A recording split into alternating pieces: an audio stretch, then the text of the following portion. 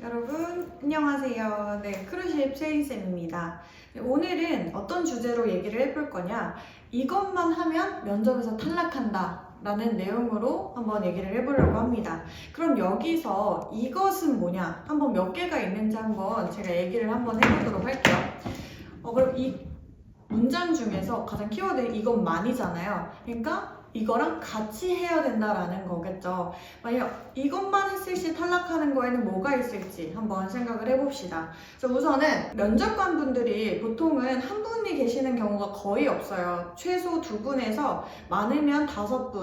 제가 경인여자대학교 입시를 갔을 때는 8분이 계셨습니다. 면접관 8분에 지원자가 10명이서 들어가는 그런 좀 다대다 면접도 있었어요. 그러면 이 시선 분배 연습을 안 했을 때에는 이 지원자들이 너무 긴장을 하다 보니까, 또는 이 질문하신 면접관만 쳐다보려고 하다 보니까 다른 면접관들은 보시지 않는 경우가 있습니다. 그래서 시선 분배를 만약에 안 하게 된다고 하면 다른 면접관 분들은 굉장히 서운해 하시겠죠. 또는 저 지원자는 나중에 승무원을 할 때도 승객분들을 두루두루 살피지 않는구나 라고 생각을 하실 수도 있을 것 같아요. 그래서 시선 분배를 너무 한 분만 보는 것이 아닌 다른 분들도 같이 봐주시면 좋을 것 같습니다. 근데 이때 주의할 점은 시선 분배를 한다고 생각을 하다 보니까 그냥 막 여기도 보고 저기도 보고 막 왔다 갔다 엄청 시선이 불안한 친구들도 있거든요.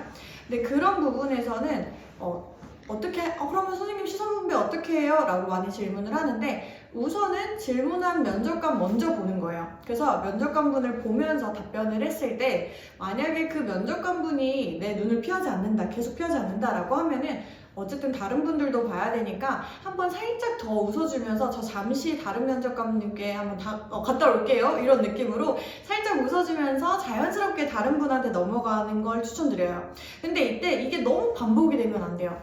제가 말씀드리는 거는 그래도 한 답변에 3분을 모두 보면 좋겠지만 이 시간이 너무 일정하다라든지 아니면 이 시선 분배가 너무 자주 있다 보면 굉장히 정신없어 보일 수 있습니다. 그래서 우선은 첫 번째로는 질문한 면접관님을 먼저 보는 거, 그리고 계속 눈을 마주친다라고 했을 때는 옆 면접관님께 잠시 다녀오겠다라는 눈인사와 함께 자연스럽게 시선이 넘어가는 것을 추천드립니다. 그래서 첫 번째로는 시선 분배를 한 분만 하지 않기. 그래서 한 분만 하게 된다면 탈락할 수 있는 요인이 된다라고 얘기를 하고 있고요. 두 번째로는 외운 것처럼 얘기하지 않기입니다. 친구들이 이 면접을 가장 어려워하는 것 중에 하나가 내가 예상치도 못한, 내가 준비하지 못한 질문이 나왔을까봐를 걱정을 많이 해요. 근데 실제로 예상 질문이라고 하면은 진짜 몇천 개, 몇만 개가 됩니다. 근데 어떻게 그 중에서 내가 준비한 것만 나올 수 있겠어요? 당연히 내가 준비되지 않은, 예를 들어서 보통 인하공정 같은 경우에는 좀 지식 관련된 질문들도 많이 하는데 정말 쉽거나 아니면 정말 어려운 질문들도 많이 나와요. 항공 관련된 질문 중에서는 이제 예비 승무원이 될 친구인데 만약에 승무원이 된다라고 했을 때 고도 몇만 피트에서 서비스를 할 수 있는지 알고 있나요? 이런 질문들도 나와요. 당연히 면접관들은 이 친구가 모를 거라고 생각을 하고 예상을 하고 물어봅니다. 근데 이때 대답을 하면은 저 친구 되게 지식이 많은 친구네 라고 생각을 할 수 있겠지만 이거에 대해서 정답을 말하는 걸 원하지는 않아요. 근데 여기서 당연히 모를 거라고 생각을 하고 질문을 했을 때 이 친구가 당황을 했을 때 어떻게 행동하는지를 보려고 하는 거예요. 근데 이 친구의 입장에서는 저거 내가 준비하지 않은 건데 나 모르는 건데 라고 하면서 본인이 외운 게 아니다 보니까 바로 표정이 바뀌고 말투도 준비된 거에서는 네, 그러한 지원자입니다 이렇게 자신감 있게 했다면, 본인이 예상치 못한 질문을 받았을 때는 죄송합니다, 모르겠습니다 이렇게 바로 기죽은 쥐마냥 숨어버린다라는 거예요. 그래서 본인이 외운 게 아니더라도 모르는 질문을 받았을 때 현명하게 그리고 능수능란하게 대처를 하는 것이 중요합니다. 그래서 외우기만 한다면 면접에서 탈락할 가능성, 확률이 높아진다라고 생각을 하면 좋을 것 같습니다. 그리고 마지막으로는 너무 웃기만 하면 탈락한다. 이거는 조금 의아해 하실 수도 있을 것 같아요. 당연히 승무원 면접인데 계속 웃어야 되는 거 아닌가요? 당연히 승무원 면접인데 웃는 비율이 많으면 좋죠. 근데 이게 어쨌든 면접이라는 거는 준비된 것만이 아닌 이 면접관들과의 소통인데, 만약에 내가 조금 슬픈 얘기를 같이 하는데, 아니면은 좀 안전 관련된 얘기를 하는데 거기서 계속 웃으면서 얘기를 해. 그럼 이 면접관 입장에서는 저 사람은 감정이 없는 사람인가? 이렇게 느낄 수도 있을 것 같아요. 그래서 본인이 답변하는 그 상황에 맞춰서 표정을 연출하는 것도 하나의 스킬이라고 생각을 할 수 있습니다.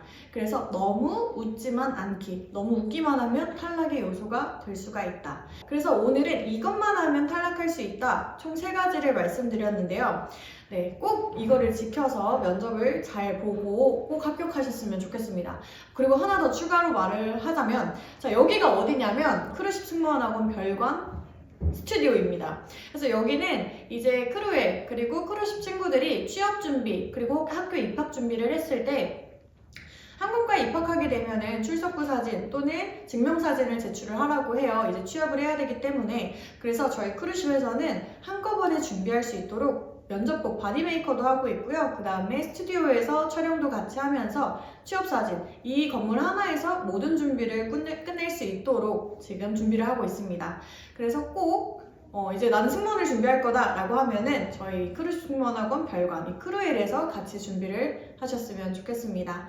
네, 그럼 오늘의 영상이 도움이 되셨다면 좋아요와 구독과 알림 설정까지 해주세요. 안녕!